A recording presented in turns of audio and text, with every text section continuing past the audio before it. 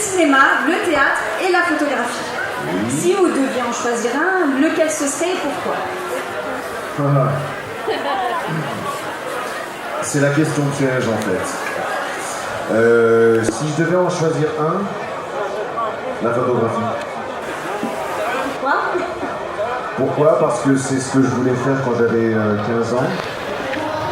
Que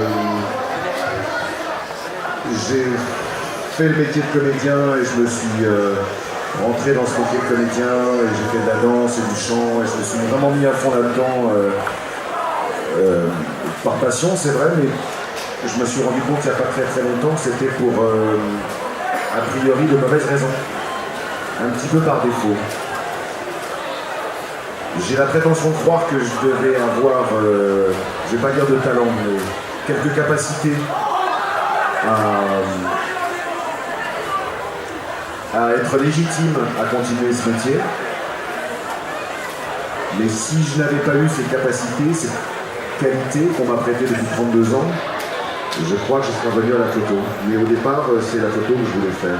Voilà. Je voulais être photoreporter. Et en fait, je suis retombé dans la photo pour mes 40 ans, il y a 11 ans, ça vous dit mon âge. Et on m'a offert un appareil photo pour mes 40 ans. Et j'ai replongé dans la photographie il y a 11 ans. Et j'en fais de plus en plus. Voilà. Merci, merci. Alors, prochaine question pour Audrey. Donc, comme vous l'avez souligné durant la vidéo de votre venue à la convention, vous êtes passionné de science-fiction. Donc, comment est venue cette passion et quels sont les univers que vous préférez? Alors, moi je suis venue à la SF grâce à mon papa, qui est un passionné de lecture et qui m'a fait lire très très jeune. Le premier bouquin de SF qui m'a fait lire, c'est Je suis une légende et Demain les chiens. Ça. Pardon, ah oui c'est mieux. Et Demain les chiens, ça résonne plus ce que tu disais. Donc voilà, mon papa m'a amené très très vite à ce genre de bouquin. Il m'a fait découvrir Stephen King, donc j'ai lu beaucoup de polar, beaucoup d'horreur, beaucoup de SF, beaucoup d'heroic fantasy aussi. Donc je suis un peu attachée aux anciens de la SF. Je me suis d'ailleurs relue récemment tout Asimov, le cycle des robots, Fondation, tout ça. J'aimais beaucoup Von Vogue avec La poursuite des slans. Voilà, tout ce genre d'auteurs-là me plaisait énormément et continue à me plaire beaucoup. Après, je me suis intéressée récemment à des auteurs plus modernes. J'ai lu récemment La Horde du Contrevent.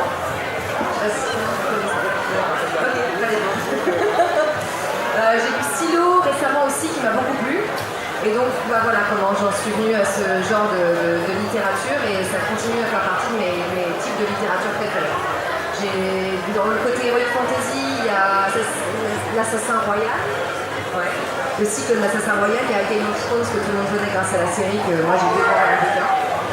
Voilà. Je sais pas si ça répond bien à votre question. Alors, une question pour Brigitte. Alors, vous avez commencé par apprendre le métier de clown à l'école du cirque d'Annecy, Fratellini. Pourquoi avoir choisi cette voie, surtout après avoir achevé les études scientifiques? De quelle voix tu parles de clown? La voix du clown? Ah, je crois que c'était la voix de son maître. Et en fait, c'était un vœu que j'avais depuis toute petite, en fait. Quand j'étais enfant, en fait, j'habitais en région parisienne, enfin à Paris, et au bord de Paris. Et au bord de Paris, il y avait une zone qu'on appelait la zone, et qui était laissée à l'abandon. Les gens qui habitaient là, c'était des zonards. Moi, je faisais partie des zonards, ceux qui ne rentrent pas dans Paris, parce que souvent c'était des enfants d'ouvriers, etc. Et du coup, les cirques n'avaient pas le droit de rentrer dans Paris. En fait, les cirques, ils devaient rester dans la zone.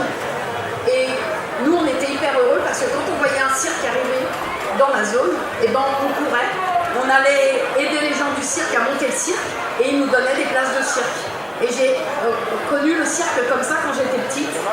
Et je rencontrais donc dans mon école, dans ma classe, les enfants qui participaient au cirque, qui étaient jongleurs, acrobates, enfants de clown, etc.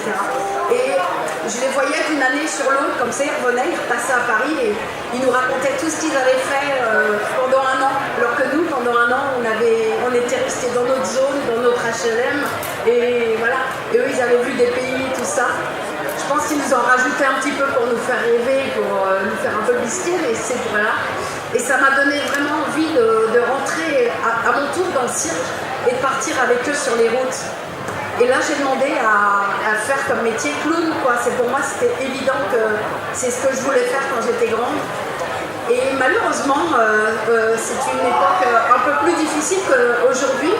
On nous disait, eh ben non, en fait, tu peux pas être clown parce que c'est un métier, c'est pas un métier pour les filles.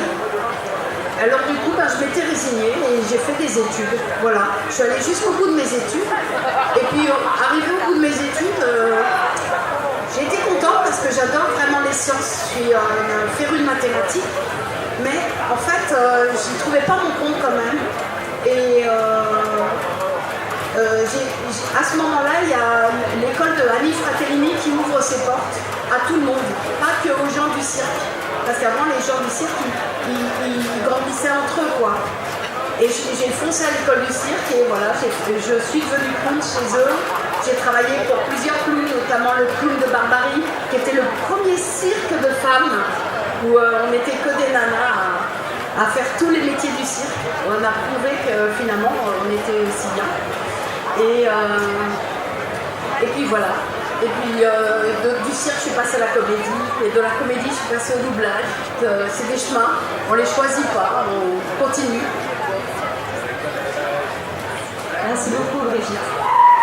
Alors donc maintenant, nous allons passer aux questions générales pour nos 4 invités. Donc première question, vous avez tous pu interpréter différents personnages. Donc j'aimerais savoir quel personnage que vous avez préféré et pourquoi. Alors, moi j'ai du mal à choisir parce que déjà je suis toute nouvelle dans le métier. Donc à chaque fois qu'on me propose un rôle, j'ai l'impression d'être sous hectare, je suis complètement excitée, complètement heureuse, tout me passionne, tout me plaît, quels que soient les types de films, que ce soit des séries, des films, des jeux vidéo, justement tout m'éclate. Après j'avoue que Cassandra dans Assassin's Creed, ça a été déjà un des plus beaux rôles qu'on m'ait proposé de ma vie, donc ça reste. En plus, c'est une nana qui a... J'allais dire un truc qui n'est pas du tout féminin. C'est une nana badass, hyper énergique, volontaire, courageuse. Donc c'est pas l'héroïne sympa, romantique et un peu cucu qu'on peut voir souvent dans les films. Où, voilà, il y a beaucoup moins de rôles féminins puissants que pour les hommes. Donc voilà, Assassin's Creed Odyssey, ça a été vraiment un rôle qui m'a marqué. Et j'avoue que mon premier film qui est sorti, qui était Blade Runner 2049, qui était mon premier vrai rôle de cinéma en doublage, le rôle de Love reste aussi très présent en moi. Voilà, parce que j'adore cette comédienne, Sylvia Harris.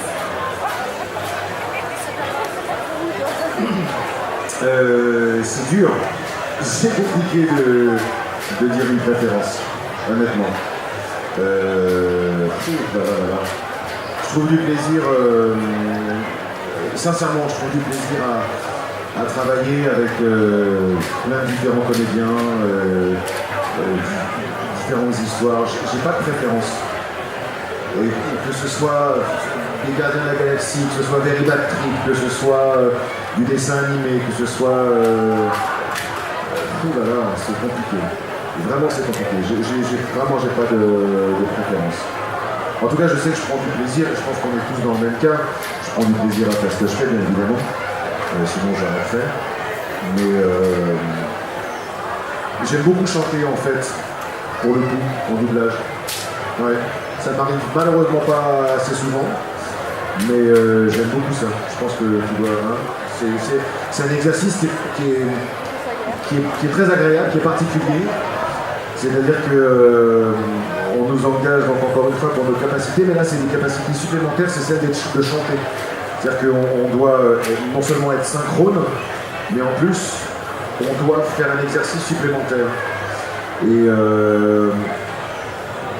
moi, ce qui est encore plus marrant en ce qui me concerne, c'est que très souvent on me demande de chanter, mais en changeant ma voix.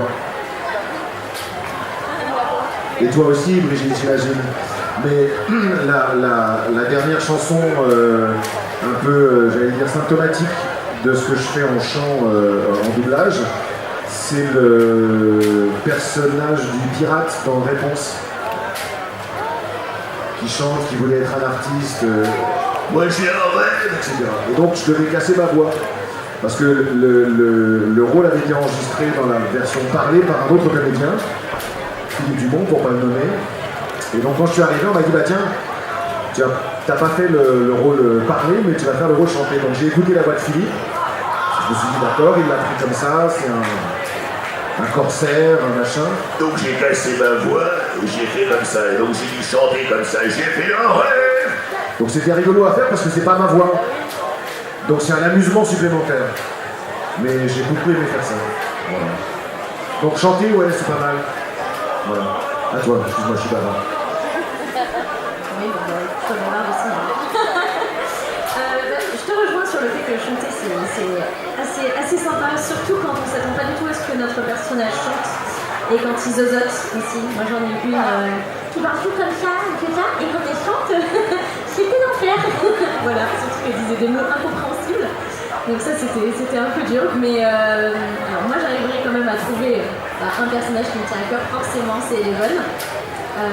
Parce que c'est une comédienne extraordinaire, donc il faut vraiment être à la hauteur de ses émotions et de ce qu'elle donne sur la série Stranger Things. Donc chaque mot est extrêmement étudié, chaque oui, chaque non est extrêmement fort et tripal, donc il faut vraiment beaucoup travailler. Il y a eu des oui, j'ai pu les faire 20 fois avant de trouver le bon oui décrit. Enfin, voilà. Mais c'est un challenge parce que c'est une actrice extraordinaire, donc c'est un très beau travail à faire. Voilà. Puis après les dessins animés, je pense que tu me rejoins aussi sur le fait qu'on s'éclate en dessin animé et qu'on adore tous les rôles qu'on peut nous donner. C'est à chaque fois de la création et c'est magique pour nous de jamais savoir ce qu'on va faire aussi. Quand on nous appelle, on dit voilà, j'ai une voix de petit garçon, une voix de petite fille. Bon ok, puis on arrive et on crée quoi. Voilà. Et on est là, on crée, on dit bon ok, il a cette tête. Oh il a un petit peu gros, ok, je veux tout les voix comme ça. Voilà. Et du coup on compose et c'est assez génial pour moi. Voilà. À toi, la star. Moi en fait, comme j'aime bien tous les personnages, c'est toujours les derniers que j'ai fait que j'aime le plus. En ce moment j'aime le plus la petite mort, Picoudou pour les fans de Bobby Pitts. Mais voilà, après, il ne faut pas être ingrat, il y a des personnages comme les personnages de Dragon Ball qui m'ont apporté beaucoup. J'ai voyagé grâce à eux. Vous êtes là. Je pense que les conventions et tout ce qui se trouve autour du manga et de la japonisation, c'est grâce à Dragon Ball. Donc merci cette série, merci mes personnages. Et puis le petit Oui avec qui je suis allée en Islande, que je fais encore aujourd'hui. Oui, il a changé, il a évolué aussi, des fois il m'agace un peu. Il est un peu trop propre à mon goût, mais